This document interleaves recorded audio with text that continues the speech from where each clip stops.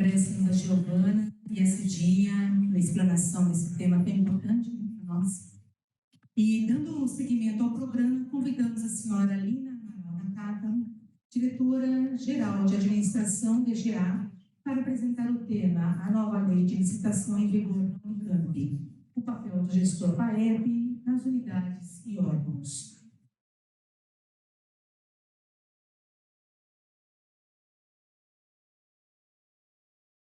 Bom dia a todas e todos. Obrigada, eu queria agradecer à organização do evento pelo convite, pelo espaço para a gente falar desse assunto. Acho que dificilmente alguém não ouviu falar dessa nova lei de licitações, tem sido aí um desafio de muita gente na universidade.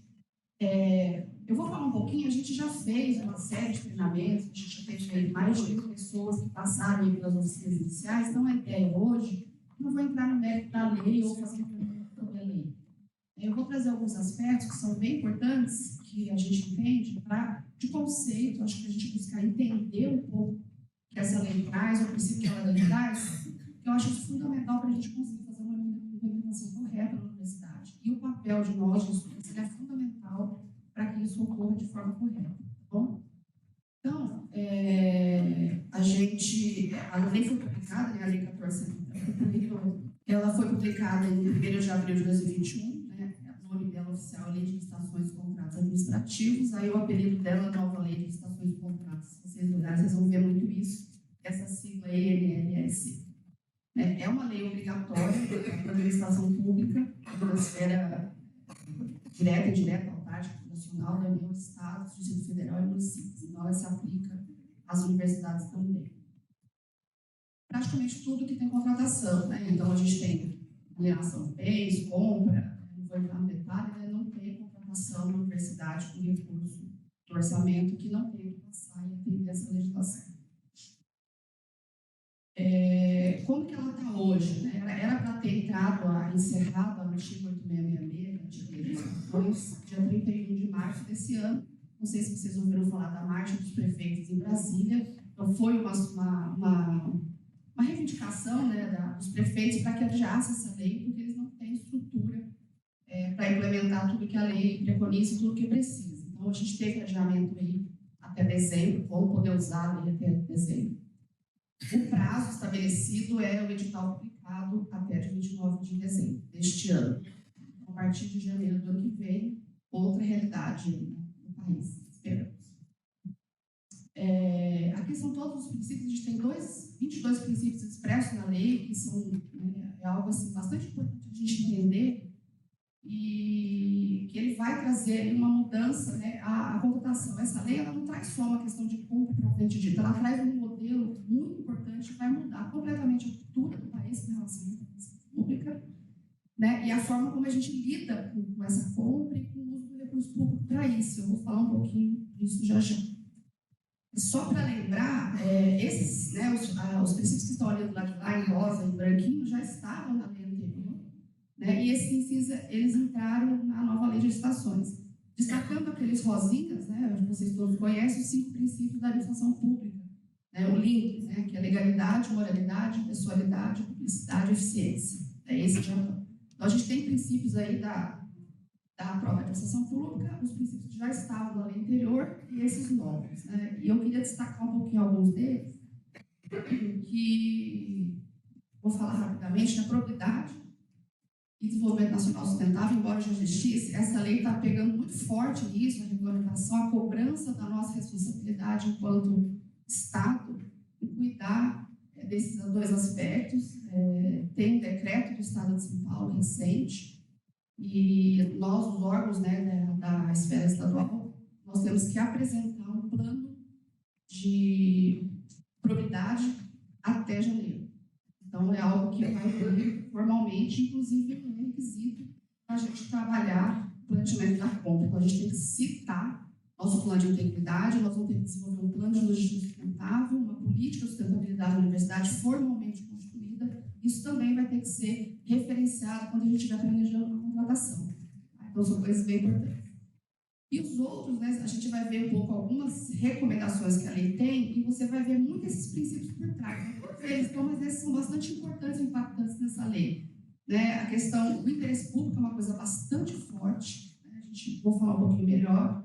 A questão da eficácia, economicidade, competitividade, planejamento, a gente vai mudar um pouco o jeito que a gente contrata no país, né, para a gente tentar ser um pouco mais competitivo, trazer boas práticas do mercado privado. Então, ele traz noções de governança, ele traz uma série de conceitos que são muito consolidados no mercado privado, para a gente trazer um pouco melhor uma gestão mais eficiente, a gente conseguir comprar melhor e oferecer produtos e serviços de uma melhor forma. A questão da transparência e o planejamento também são bem importantes. Uma outra coisa interessante dessa lei, que eu acho que é bem importante, não sei se vocês já conheceram, a lei de licitações, ela trouxe para dentro do texto da lei uma série de legislações que elas permeiam um pouco a questão da contratação pública. Então, não dá para a gente pensar na contratação isolada sem pensar nos princípios que essas outras leis trazem. Então, para vocês entenderem um pouco quanto que vai ser diferente, quanto que é complexo, a gente trabalhar não é simplesmente, eu quero uma compra, eu vou lá, falo o que eu quero e vou embora. Não é assim. Então, ele traz para dentro da lei aspectos da Constituição, então a gente tem que estar o tempo pensando em princípio constitucional, na hora que a gente vai executar essa lei, a gente tem que estar pensando na lei de probidade. Inclusive, tem previsão de sanção para a gente responder por essa lei, a gente não responde mais só pela lei de licitações. Tem a lei anticorrupção, a lei de acesso à informação, que é a lei de introdução ao direito brasileiro, que foi revisado recentemente, né, e o próprio Código Penal. Então, não sei se vocês sabem, a Lei 866, ela tinha previsão de sanção dentro da própria lei. Nesta lei, quando foi publicada a nova lei de licitações, os aspectos de penalidade de sanção, eles foram revogados. Então, desde o dia 1º de abril, está valendo a previsão de penalidade, de sanção no Código Penal. Então, isso é bastante sério, né, para a gente entender um pouco a consequência que isso vai trazer.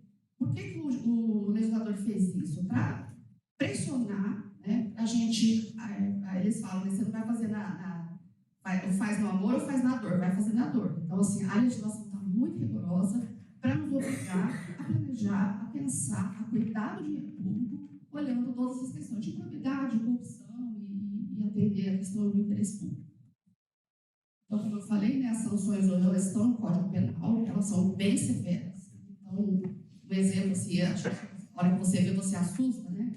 Então, por exemplo, a pena hoje, né, para a gente fazer compra direta, que não tem vazamento na lei, ela prevê de 4 a 8 anos de reclusão. Então, é muito sério, né? Então, assim, a penalidade de corrupção irregular, ela é de 2 anos, né? E a compra direta indevida é 4 anos de reclusão, é presídio, regime fechado, entendeu? Simples assim, tá? Então, assim, não, antigamente a gente tinha detenção, não sei se vocês sabem, eu aprendi isso estudando a lei, detenção, regime semiaberto e você é o primário. Reclusão é presídio, regime fechado, né? Então, é disso que nós estamos falando. Então, alguns aspectos bastante interessantes dessa lei, né, que é um pouco bem diferente do que toda a legislação que a gente conhece. Eu acho que foi, para mim, um dos pontos principais dessa lei, ela trouxe como responsabilidade da governança da contratação pública a administração superior. Né? Então, ela trouxe para dentro dessa realidade a alta gestão. Né? Até então, isso ficava muito a cargo de nós, né, gestores, e dificilmente a alta gestão se envolvia objetivamente ou de uma maneira mais próxima com relação a isso. Agora, não. Quem tem que definir governança de contratação, política de contratação, estrutura necessária, é a alta administração. Então, a gente trouxe a administração para assumir e estar trabalhando junto. Isso é explícito. Né? Então, todas as vezes que a gente vai ouvir falar dessa lei, eles colocam isso como um aspecto essencial, porque aí sim a coisa vai funcionar. E aqui na Unicamp, felizmente, nós tivemos aí um engajamento muito grande da administração, um comprometimento enorme, assim, apoio restrito para a gente fazer uma boa implantação da lei. Então, a gente tem conseguido bons resultados. Por conta desse envolvimento, acho que vocês têm visto, a gente tem ido várias vezes em CEP, com o SULCAD, falar com o PEI, né, sobre essa lei, né, para começar a trabalhar um processo de divulgação de informação e conscientização. Um outro aspecto bem importante, predominantemente compra eletrônica. Né? Na lei atual, a gente tem modalidade tradicional, presencial, agora não tem mais. Né? Vai ter, a não ser que você tenha uma boa justificativa para isso. Inclusive, contratação de obras, que hoje é presencial, ela vai passar a ser eletrônica, é muito parecido com o pregão, né? Não tem grande diferença no processo. O planejamento também é algo muito sério, ele aparece, acho que 50 vezes na lei, né? Nós temos que planejar, a gente não planeja de forma adequada a questão da contratação pública. Por isso, a penalização é bem severa. Então, a contratação de uma emergência, uma compra direta sem fundamentação, ela traz, né, a lei traz uma responsabilidade, uma obrigatoriedade não discricionária da gente apurar a responsabilidade. Por que isso? Porque ou a gente planeja, ou a gente planeja. Então, o planejamento ele traz uma série de benefícios, né, um pouquinho, e inclusive o próprio Estado planejar como levar o recurso e a gente poder se organizar melhor. Né?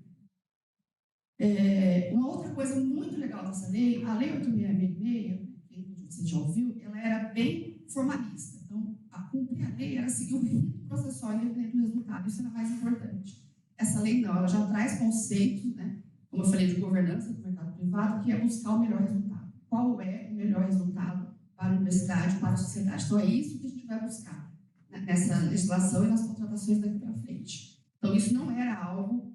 Isso é um entendimento pacificado pelos órgãos de controle tribunal, né? Então, isso tem sido algo como bastante positivo dessa lei. A questão da apuração de responsabilidade dos públicos, que eu já falei também, que é uma questão de um pouco forçar a gente fazer a coisa correta, porque nós estamos tratando de dinheiro público. Né? A transparência também, a gente, não sei se vocês lembram, tem um portal nacional em que todas as contratações públicas vão ser registradas lá. Então, toda a sociedade vai poder verificar tudo que está sendo gasto, planejado, com dinheiro público. Né? E a gente deve essa satisfação para a sociedade.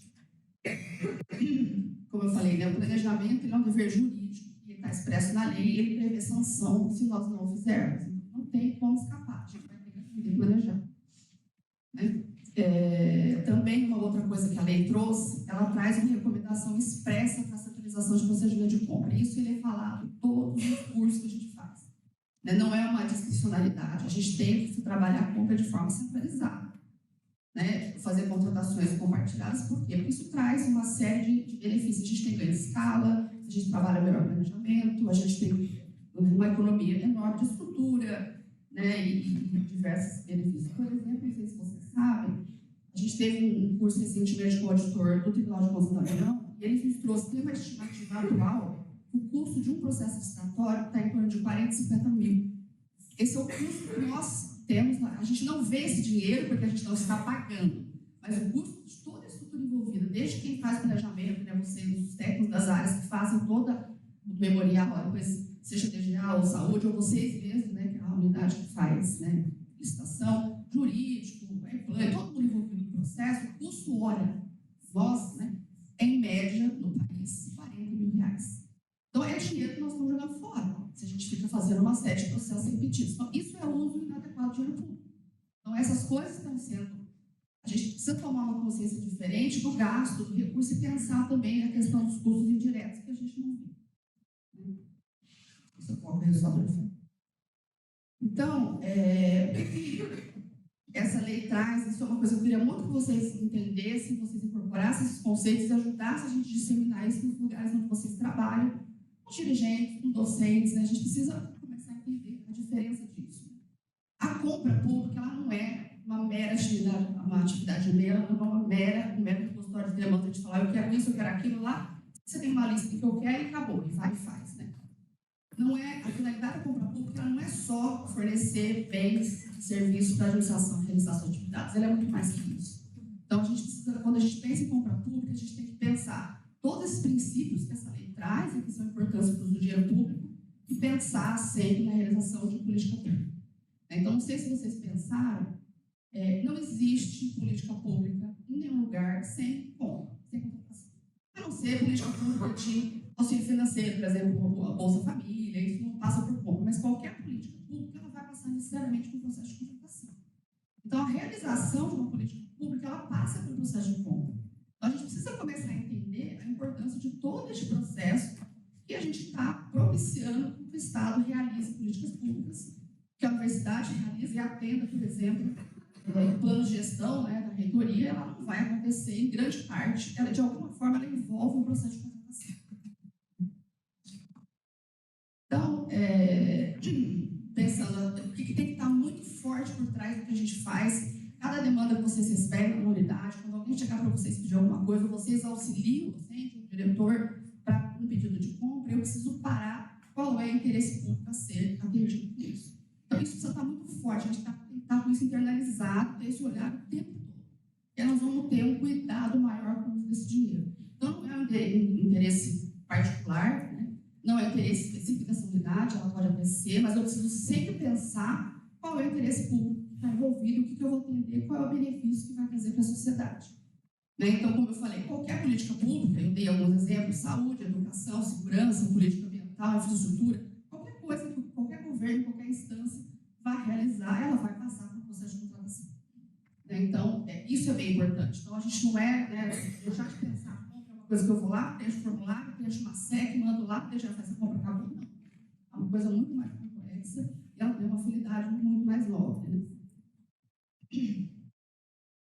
Então, assim, a gente tem 3 grandes fases da contratação pública. Tem a fase preparatória, a seleção do fornecedor e depois a execução do contrato. Então, basicamente, de forma muito resumida. Então, isso é uma engrenagem, né? Não funciona se algum desses elementos falhar.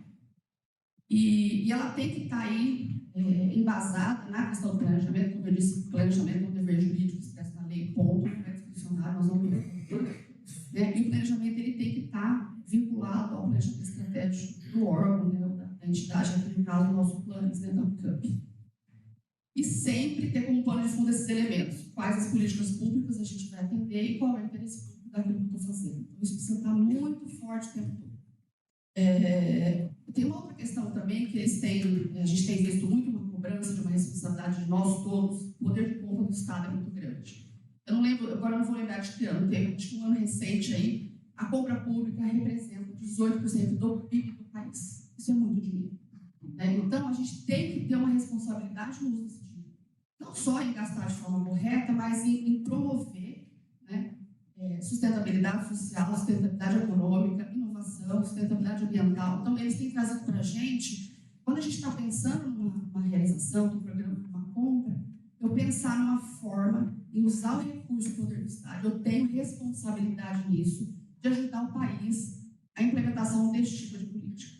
Né? Então, a gente tem um ganho de escala muito grande, a gente consegue ter um poder econômico para poder fomentar esse tipo de desenvolvimento. Então, a gente tem que começar a pensar em uma série de coisas, né? A responsabilidade que nós, universidades, temos, né? Sem considerar que a responsabilidade da gente, enquanto promoção de ensino, pesquisa, inovação, fornecer informação, nós temos um poder econômico muito grande de fazer isso em benefício do Estado. Então, a gente pensar em forma de contratar que incentive, que estruture, que fortaleça o Estado para a sustentabilidade, para a inovação, né? E diversos outros aspectos. Então, voltando, né, um pouquinho, com relação a vocês, né, com exceção, tirando a DGA também faz parte, onde vocês vão atuar diretamente no planejamento e na fase preparatória. Então, a fase preparatória nessa lei, ela é a condição sine qua non para uma compra funcionar. Se a fase preparatória não for bem feita, não adianta a gente fazer nada. Não vai funcionar. Então, tem sido feita uma ênfase muito grande, nós temos investido muito em treinamentos nessa ênfase, que é toda a parte que vem antes da estação. Que é, basicamente, a gente tem que identificar o problema que eu tenho para resolver, estudar, ver qual é a melhor forma de resolver esse problema para atender o interesse público. Então, esse raciocínio que precisa estar sempre estabelecido. Né? E o planejamento, vocês também já devem ter visto, no caso, a gente tem que fazer um plano anual de contratações, né? Que é o PCA. Ele é obrigatório no Estado de São Paulo, saiu o decreto, não está obrigatório esse ano, mas vai ser obrigatório a partir do ano que vem. Então, esse ano, as unidades aderiram à DUNIR, né, de forma voluntária, para a gente começar a fazer um treino, é até mais fácil. Como não é obrigatório, se a gente errar, o puxão de orelha vai ser mais leve. Então, ali é onde vocês vão ter que se preocupar e é onde vocês vão atuar diretamente. Então, assim, o planejamento, que a gente tem no caso aí, o planejamento de compras anual PCA, ele é algo que tem uma série de vantagens. A gente tem subsidiar a própria elaboração das peças orçamentárias, da PDO e da LOA. A gente tem uma forma de fazer um diálogo melhor no mercado, que você divulga um ano antes o que você vai comprar e quando. Então, assim, se eu tenho previsão de fazer uma licitação grande de computador em agosto do ano que vem. Então, os fornecedores eles podem começar a se preparar, né, para conseguir fornecer isso lá na frente.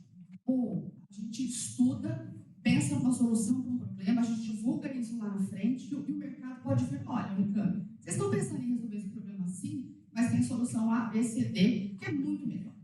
Então, a gente tem, inclusive, chance de trazer o conhecimento do mercado, que está muito mais atualizado do que a gente, para a nossa contratação. Então, com isso, a gente gera uma contratação melhor, né? E a gente consegue atender melhor a própria sociedade. Então, é um pouco essa lógica dessa questão do planejamento.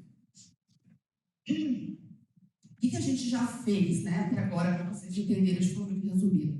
Logo que publicou a lei, a gente fez uma série de grupos de estudo para entender o que era a lei.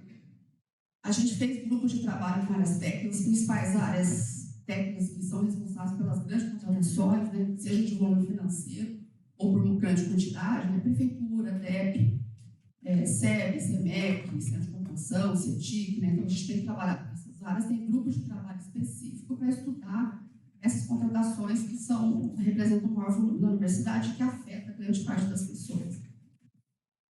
Tivemos outros comitês, aí o mais importante é o comitê, né, a gente tem um comitê para a implantação da lei, né, na universidade, envolvendo PG, TGA, DEA, DEAS, AEPLAN, e tem o Renato Fenili, eu não sei se vocês tiveram a oportunidade de assistir a palestra dele no site. O Renato Fenili, junto com o André Acho, são as pessoas que praticamente fizeram essa lei acontecer. Então, antes da aprovação da lei, essa lei está em tramitação, né, está sendo trabalhada há mais de 20 anos, mudou a gestão, né, no Congresso, e eles foram as pessoas que foram lá explicar e dar aula sobre a lei para que o Congresso pudesse voltar.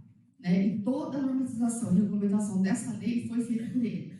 Então, ele veio na universidade dar uma palestra e ele faz parte do comitê de implantação da Unicamp. Então, ele tem contribuído bastante com a gente. Uma outra ação bem importante, que eu queria aproveitar aqui também, agradecer publicamente também ao Corp e à reitoria pelo apoio, nós temos investido muito em capacitação, mas eu duvido que no país tenha algum órgão que tenha feito o que nós fizemos de capacitação. Então, é muita coisa, né? A gente já teve 1.995 participações só da nova lei de licitações. Né? Uma carga horária ali de quase 1.500, 1.600 horas no total. Então, desde evento em compra, que a gente traz profissionais para cá, para dar treinamento para a gente, congressos, seminários que a gente vai, né? E a gente tem curso, tem congresso online, tem congresso gratuito, a gente tem feito tudo que tem para colocar. E as oficinas que a DGA tem feito, né? Então a gente vai, a gente se capacita com os profissionais, a gente se sente, né? E a gente faz oficina para poder multiplicar esse conhecimento com vocês. Provavelmente muitos de vocês aí devem ter participado, que a gente já teve nas oficinas da DGA 1.252 participações, sem contar essa atual que a gente está fazendo agora sobre a dispensa. Também, como eu já falei, a gente tem feito divulgações nas câmaras, né, nas câmaras oficiais da universidade, para poder começar a divulgar um pouco o conhecimento dessa realidade. Como que a gente planejou, a gente fez um planejamento dessa lei, né, organizando 6 frentes de trabalho, seguindo a recomendação do governo federal, da SES, que é a Secretaria de Gestão, no qual, na época, o Renato Fenili era o responsável. Então, a gente está seguindo assim, bem o beabá do que quem está fazendo, né, quem funciona. Né, a recomendação que eles fizeram foi o que a gente seguiu. Então, a gente criou uma frente que está cuidando só de regulamentação, uma frente que cuida de sistema, uma que cuida de pessoas. Pessoas, a gente entra desde pensar numa estrutura de quadro adequada. Bom dia, professora. Treinamentos, que é uma coisa que a gente está trabalhando bastante, né? Rever certificação, né? Um grupo que trabalha estrutura e um grupo que trabalha processos. Com relação ao PCA, acho que provavelmente muitos de vocês já ouviram falar, a gente tem essas etapas, né, o levantamento de demandas, que foi a consulta que nós fizemos a todas as unidades e órgãos, passamos para vocês o histórico de compra do ano anterior, para vocês terem uma base daquilo que foi comprado, para tentar planejar isso para o exercício seguinte. Depois a gente tem a consolidação desses dados, a aprovação, publicação, e depois a execução. Né? Esses dados que vêm de vocês, eles vão passar por essas áreas técnicas. Então, essas áreas técnicas vão ter uma análise crítica, uma análise técnica da demanda, se é pertinente, se não é. Qual é a melhor forma de atender essa demanda? De repente, você traz uma demanda, né, que envolve, por exemplo, uma área específica da prefeitura, a prefeitura fala, olha, essa demanda, esse jeito de contratar não é a melhor forma da gente atender isso. Então, eles podem revisar, propor contratações conjuntas, né? A gente vai, a partir disso, planejando. Vai passar também, a comissão de planejamento foi designada, né, tem a publicação da portaria, foi recente. A gente passou essa proposta na COPEI, a COPEI também aprovou. A COPEI vai ser uma instância também de aprovação, ela vai ver a pertinência daquilo que nós estamos pedindo com o plano estratégico da universidade. Então, aquilo que eu ponho precisa ter relação com o que a Unicamp quer do ponto de vista estratégico. Então, a COPEI vai ter esse olhar, né? Então a gente vai ter um crivo da área técnica, que vai olhar tecnicamente se isso é adequado, é a melhor forma de atender os problemas que a gente tem. Nós vamos ter um crivo da COPEI, nós vamos ter um crivo depois que envolve a EPLAN-RDU para ver a questão orçamentária e financeira, e se a gente consegue ou não atender. Tá? O PCA em andamento, a gente teve adesão de 44 unidades de órgãos, foi muito maior do que a gente esperava, né? Foi bastante positivo. Isso também é aquilo que eu falei, a gente tem um engajamento, um comprometimento grande da educação superior. O professor Tom Zé disse explicitamente, acho que foi na CAD que a gente apresentou, que eu falei que era voluntário, quem quisesse apresentar, a gente estava esperando, sei lá, né, Lucas, 10 unidades no máximo, assim, né? Quando a gente viu essa adesão maciça, foi algo que nos surpreendeu positivamente, claro. E assim, eu tenho certeza que a fala do professor Tom Zé na CAD, eu gostaria que todos vocês participassem. Foi bastante, porque depois que ele falou, a gente começou a receber um monte de procura, né? Então, agradeço aqui a reitoria por esse apoio. Bem, uma coisa importante para dizer, a Unicamp é o único órgão do Estado que está fazendo público com licitações da esfera estadual. Não tem nenhum órgão até agora que fez isso. Então, a gente está sendo pioneiro, a gente tem sido procurado por outros órgãos, né? O próprio membro do Tribunal de Contas, procurador, eles têm vindo saber, nossa, o que vocês estão fazendo, como vocês estão fazendo, porque não tem ninguém fazendo, está todo mundo esperando alguém fazer para ver o que acontece. A gente está com uma parceria com a USP e com a Unesp também para tratar a nova lei. Eles nos procuraram também em reunião, sabendo que a gente já estava bem avançado, e a gente está trabalhando uma troca de informações importantes, troca de experiências, e até para a gente se fortalecer para tratar providências que são específicas para a realidade das universidades. Então, isso está sendo bem interessante, vai nos fortalecer até em reivindicações junto ao próprio Estado, né? A gente tem aí um peso bastante importante no Estado.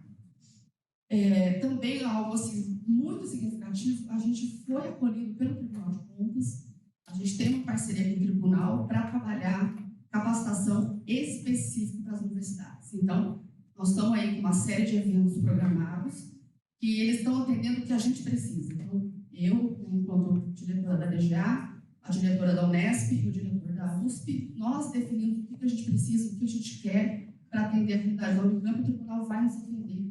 Tem uma série de eventos, isso também é bastante importante. Essa parceria ela tem um convênio formalmente firmado entre o TCE e o Unicamp para troca de presenças. Tem também outros benefícios que eles têm, que a gente vai contribuir, principalmente com relação a ensino e aprendizagem à distância.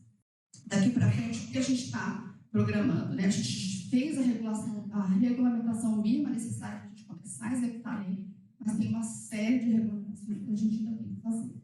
Então, a gente está caminhando em relação a isso. Nós temos programado, e a gente ainda não fez uma licitação pela nova lei, a gente só fez dispensa, então a gente precisa começar a fazer isso.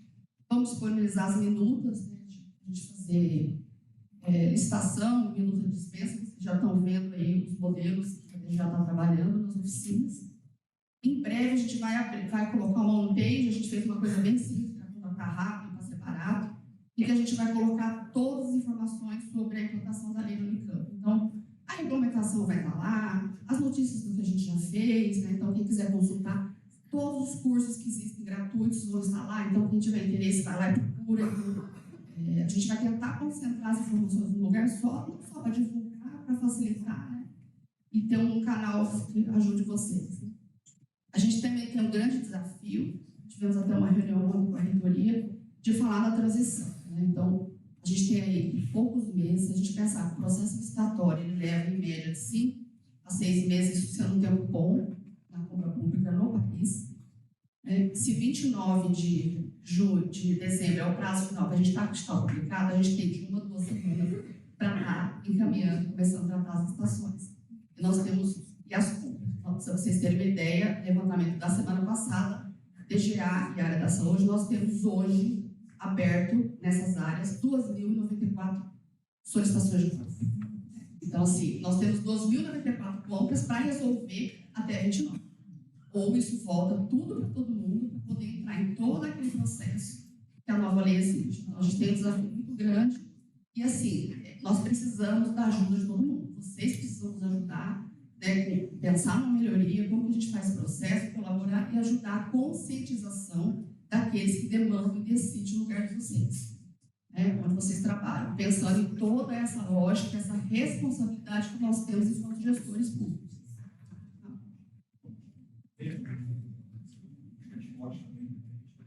Ah, verdade. O Kleber lembrou bem, queria agradecer também ao Centro de Computação, né, Edmilson e o professor Fernando,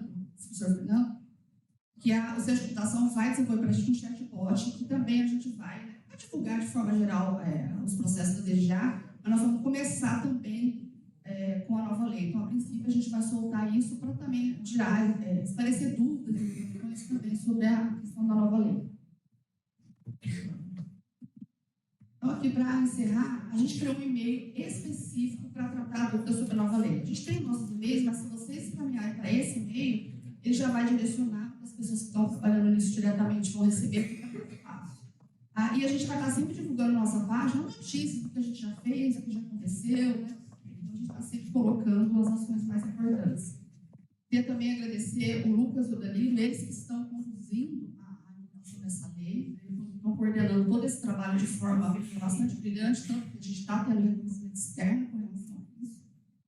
Né? E agradeço todas as unidades que têm participado, têm vindo para as qualificações que a gente faz. Quando eu comentei esse dado de qualificação, o próprio Renato Ferreira, ele ficou muito surpreso.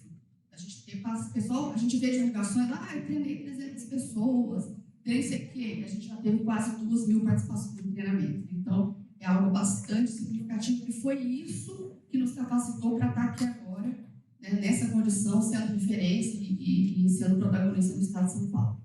Bom, então a gente fica aí, aspectos específicos sobre a lei, a gente tem as oficinas, a gente vai divulgar as nossas oficinas, quem não teve a oportunidade de assistir vai poder, a gente gravou, né, então vocês podem acompanhar todos os treinamentos que foram feitos, o material, a apresentação, a gente vai colocar tudo isso disponível em página.